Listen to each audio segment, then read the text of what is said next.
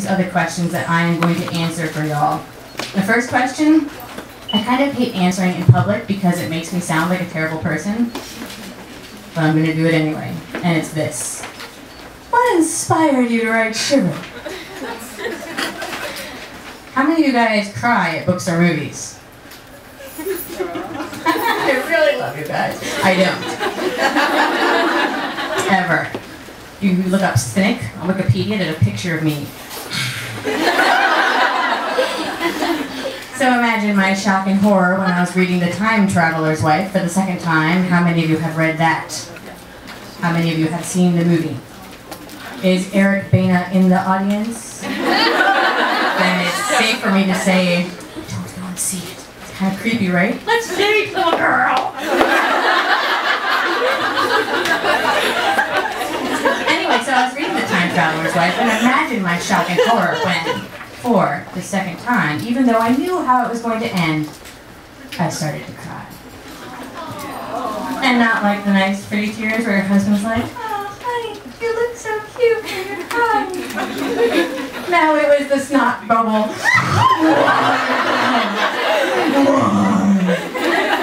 And the kids and the dogs are hiding under the table. My husband's going, why do you do this to yourself? And I'm throwing things at him.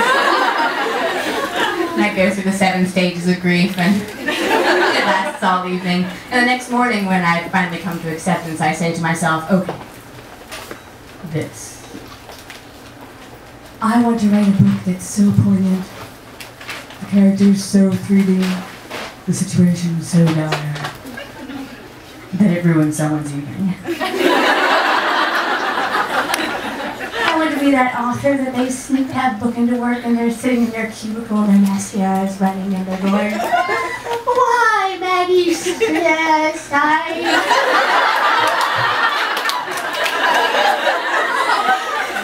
And that's why I wrote Shiver. So that's question number 1 that people ask all the time. If they have the guts to ask me question number 2, it is this. Why werewolves? I don't even like this question to start out with because I don't really write about werewolves because please, when my characters are wolves, they're just wolves. And when they're humans, they're emo teenagers. There's nothing in between, there's no werewolves. So really the question is, why wolves? And I will answer this question with an anecdote. So last year when I was on world tour, which is a phrase I never get tired of saying, in Hungary, my Hungarian publishers took me just outside Budapest to where a man trained wolves for Hollywood movies. How many of you have seen Blood and Chocolate? I met those wolves. And they said, well, you know, you can meet these wolves face to face, but we'll have to provide you with appropriate apparel. Now, Hungary is a kind of strange place, so I'm not exactly sure what appropriate apparel is as I arrive with some trepidation. I'm not sure if they're going to dress me in those big padded things like training German guard dogs, or maybe a leather bikini. It turns out it's really just Wellington boots and 2 raincoats because it's really muddy. And there's dozens of wolves there. He has 3 packs, and the guy, Zoltan, the wolf man. Wait, I feel like with the subject matter of my book, I need to emphasize he was not truly a wolf man. So Zoltan.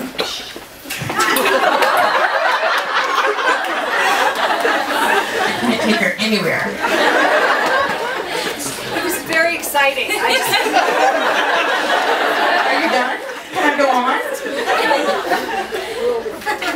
Sorry. Anyway, Zoltan, the wolf man, he walks up to me and he goes over to the enclosure and he opens it up just as far and holds his foot in there so they don't get out, and then he throws me in. And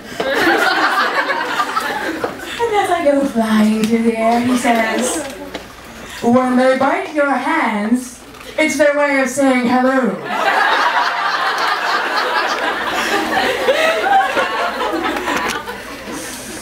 So, the thing is, they're nothing like dogs. They're all full of very pronounced pack behavior, so they're all growling over the privilege of who gets to say hello to me, and 15 minutes later,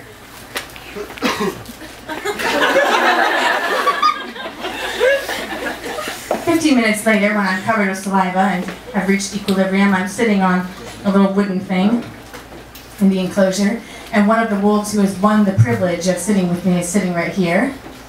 We've already been quite intimate. He's had his tongue inside my mouth. Pretty! And I mean, I'm quite fond of him. I mean, I wouldn't say I'm in love with him. I wouldn't run away with him. Nobody runs away with wolves these days anymore. Anyway, ask Jacob Black. So I'm sitting there with the wolf, and the wolfman comes up to me. Have you ever heard a wolf howl up close? Oh yeah, I live in the suburbs of Virginia. I hear him howling all the no, I have not heard him howl. And he goes, oh. At this point, I'm a little perplexed because I've never heard a man howl up close either.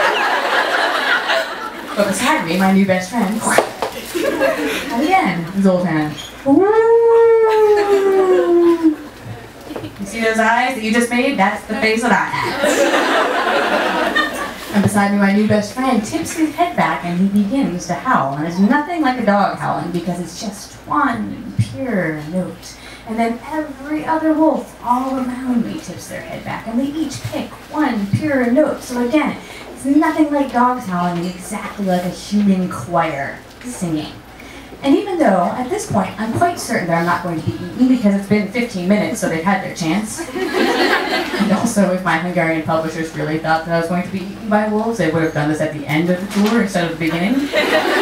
But even knowing this, not being afraid at all, the hair on the back of my neck and on my arms starts to stand up as something deep and primeval inside me says, Maggie, Stiefvater, you're going to die.